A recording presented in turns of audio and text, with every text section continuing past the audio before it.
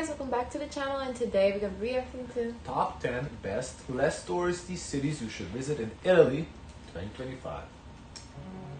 I guess we're in the next year already.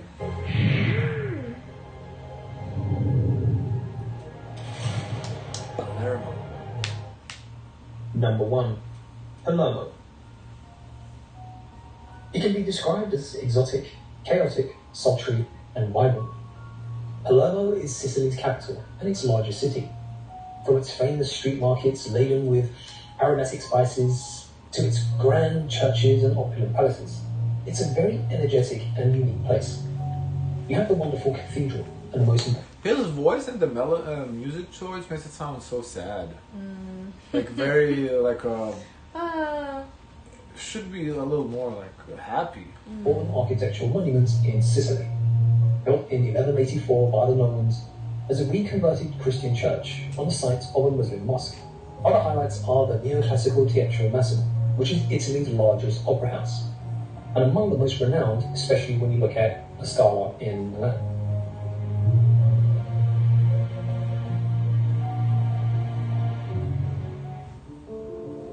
Take a visit to Catania. Sitting on the eastern coast of Sicily, at the foot of Mount Etna. No, you're mixing it with Kanya in Greece. Hania in Crete. I don't think we've seen Catania. Have you? This town offers something for everyone. Following a huge volcanic eruption in 1669, most of the city was destroyed. After this calamity, it took a long time to rebuild Catania. You're right, we have. We've seen the food reaction there, Catania. I remember the food. Okay. I remember the food. You remember the squid? Thanks to the stamina and determination of the locals. We did extreme street foods in Catania. So Catania is a very... Well, we've done the foods, we haven't done the city. So. A big city. Shopping streets still hold fish markets, showing that the port is still important, even after centuries of making the city a very commercial centre. So if you didn't know, this is a musical city. Beaches are worthy for a day of sun and surf. So as I said, it has something for everyone. That's amazing to live by the water and it just stays afloat. Ragusa. Where are we at? Now this is a town of two faces. Sitting on top of the hill is the Ragusa You graveyard. showed on the map. A very busy workaday town. Sensible grid pattern streets and all the trappings of a modern provincial capital. But into the hillside further down is the Ragusa Hilda. A sloping area of tangled alleyways, grey stone houses and a Baroque palazzi on very huge squares, and is effectively Ragusa's historic centre. And it's quite magnificent. So this is very possible that it's a great place for a quiet stroll, where you are able to admire the picturesque town in peace.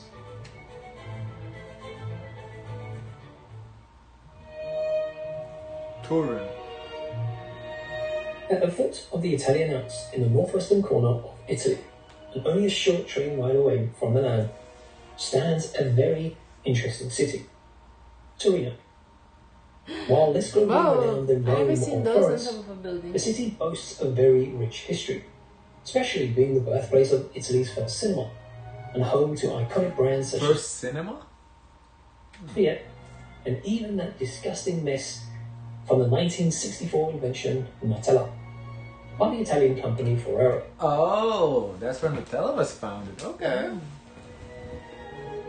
You can wander through Torino's historical centre, like you should always do in Italy, and it reveals some very architectural treasures, with Via Roma leading to Piazza Castello, which is considered the city's heart. But a stroll The city's heart? That's what you said? I think so.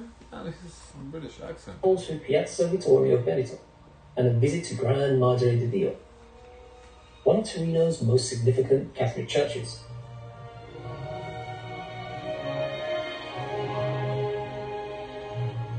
But overall, I think it's one of Italy's most elegant cities. Plenty of palaces, it feels very regal with the piazzas, and the good thing is, hardly any tourists. Hardly any tourists. Well, the whole point of this video is to be less touristy city, so I would assume hardly any tourist applies to every city on this list. Lucca. There's a city that sounds like no other. A jewel protected by high walls and embraced by a musical atmosphere. Lucca is a city on the Serchio River in Italy's Tuscany region. That's kind of cool. Like some of these cities I've never heard of. Like I've heard of Torino, obviously Palermo and Catania we reacted to, but Lucca I've never heard. To me, it's like to recommend this place. It has to look nice, but not too many people. But oftentimes, if it looks nice and it's not too many people, it's quite expensive. I don't think it's expensive if there's not too many people. I think the expensive part comes when there's more people coming, so the prices go up. Because if it's not too many people, the prices take on the comparative to local income. You know what I'm saying? So what's great about this town? What you're saying is, oh, people don't want to go there because it's expensive, right? Is that what you're trying to say? I don't think that's the case. I think people don't go there maybe because it's not like the super famous destinations, but even though they're not like super famous, they're still beautiful. Is it's entirely walkable and encircled on all sides by the best preserved Renaissance fortifications in all of Tuscany. Now, because the historic centre is enclosed by city walls, Lucca has managed to convincingly preserve its heritage, so it's a place that is very much lived in. But what I like about this town is that it has so many towers to choose from, which means there are plenty of viewpoints to see Lucca's beautiful cityscape. It must be that everyone is like they're paid fairly equitable. Yeah, I think so. Because I don't know, I can imagine like something similar to that in the United States, where a place looks that nice and is not expensive. Well, think of it as a small town, like any small town in I don't know, wherever, Virginia, small town in Virginia, for example. Obviously, it doesn't look as nice because it doesn't have the history behind it. Because this looks well constructed. It comes from because it's so old. Or the architectural design. You know, it's so old, so this looks nice. For here, it wouldn't be as old, but the principle, whereas like everybody working, like, you know, like for example, like if there's like a factory town where everybody works at a factory, you know, if everybody makes around the same because they all work the same job. But the factory don't look like. No, I know we wouldn't get this beauty here, but I'm just saying like the concept that everybody makes the similar amount of money in the city. So in here, if everybody's let's say works in like farmer, like raising, I don't know, grapes or whatever, you know, or olives, then everybody makes around the same amount of money and they live there, you know. I have dry eye, tired, itchy, burning. Because the jobs in these small towns, you know, they're. I think these are like historic jobs, like, you know, like generation to generation kind of jobs, I would think. Almost southern Italy, this city is definitely one of the most unique and spectacular destinations for you to check out this year. Abandoned caves, ancient neighbourhoods, and a series of limestone grottos, baroque churches, and even more caves. So Matera still has that little air of being undiscovered. You can roam through the narrow cobblestone streets and the uneven staircases. So it's a perfect location for you just to wander when they and film get these lost. things is so empty. There's like not one person, not even people selling, because they don't have tourists who comes there. 60,000 people, so it's not that small. It's not that small as I thought it But was. if it's 60,000 people, there's no vendors on the street. Well, they're not showing the vendors, they're showing the touristy They areas. edit them out. No, they're showing the touristy area, like the places to visit. You know, they're not showing like the downtown. So what is there to do there? To visit these places. But there's nothing to do there. To see it. Oh, just to see. Yeah. I wouldn't want carousels. But I'm just saying, like. Regarded as the shame of Italy in the 1950s, since then, the extraordinary environment has now been recognised as a European capital of culture. So, out of all the places in Italy that you could go this year, this might be a good option. Like, if this is a castle, there's no, like, information on the walls. It's like a natural castle, or... I don't know. I don't know. Some castles do have, like, the info centers and, you know, have a guide. Yeah. And then they'll have people. Right. This doesn't... I don't know how this doesn't show like that, but who knows? I would think every country, every castle is different, you know. But this looks like it's just sitting there. This looks more like ruins than the actual castle, though. But if it's ruins, I'm surprised that people... And now we come to Trieste. Bordering the Adriatic and almost surrounded by Sardinia for much of its history. It was controlled by different powers and formerly ruled by the Habsburgs. It has a lot of different culture. I wonder, like, the people who live there, their, like, attitude, their mindset, like, talking to them, what they would be like. Because it seemed like they're in, like, a small, like, their own bubble. Like how open they would be to tourists compared to the big tourist centers? That I don't know. Or influences.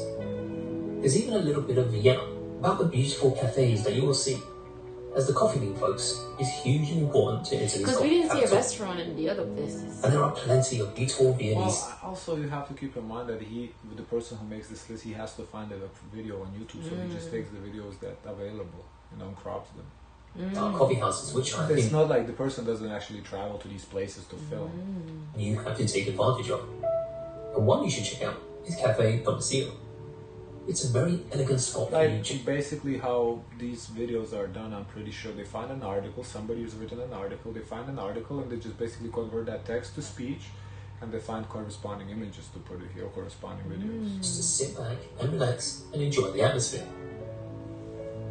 And above the old town, next to the castle, same layer, a hilltop cathedral, parts of which date back from the 6th century. So there are plenty of places to do and see in Trieste, and I highly recommend that you stay here for more than just a weekend. This looks interesting to me. It looks interesting because you see people, that's why. Ferrara. Situated in the medium. I mean, I get don't think it's going to be normal to be in a place where only goes. I get you a point, like sometimes at night I stay inside because I'm afraid to go outside. Sometimes when we watch these videos, it really does, like they don't show not one person on the streets, so it does make you question. But as I said, I believe these are like maybe videos shown to like promote it, so they kind of close the area. Oh, let me film it for that.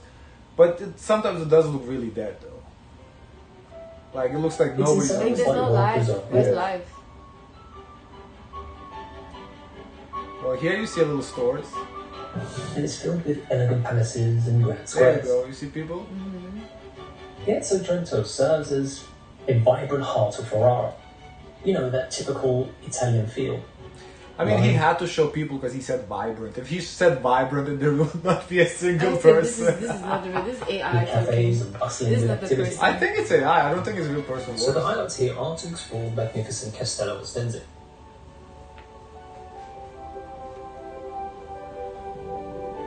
As well as exploring the details of the Cathedral of Ferrara. Ferrara. You sound like Ferrari. Maybe different gender or something? Or a different name. Or like plural? Number 9. This is a really different name. Ferrari? Now this location is right in the heart of northern Italy. It's like a cozy hidden gem that's just waiting for you to discover. Tucked away in the Veneto region, Padua is like a perfect blend of history and modern Italian charm. And one of its crown jewels is the Basilica of St. Anthony. A revered I guess the modern charm comes from the graffiti. That's what makes it a little modern. For its stunning architecture and its spiritual significance. But even if you're not interested in history, you can walk by the pretty canals. And you feel the romantic atmosphere that makes everyday life here so peaceful. I want to buy your house. I can pay you cash for your house, no matter what condition it's in. Good for you. As well as the historic squares that reveals the character of Padua.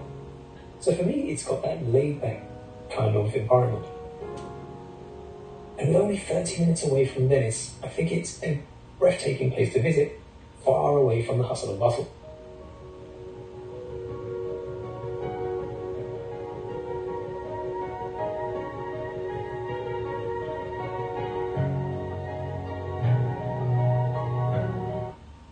And finally, Perugia.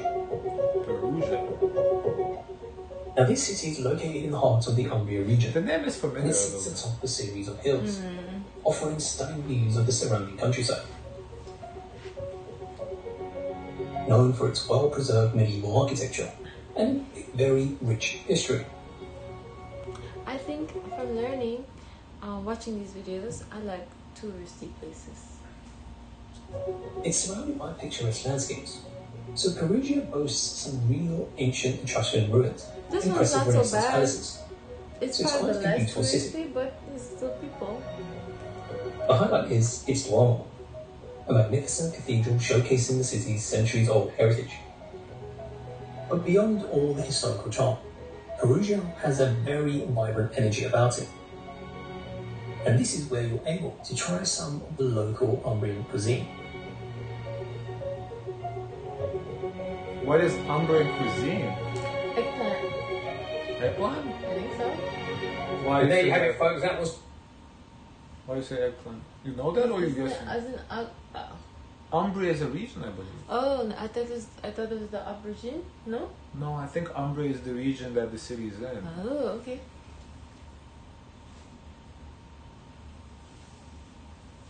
That's it? That's it. Yeah. No more. I see there's not too much people. Guys, of course, let us know your thoughts. If you could like, comment, and subscribe. I want to know, do you like less touristy places? Let us know. And as always, share as much kindness as possible.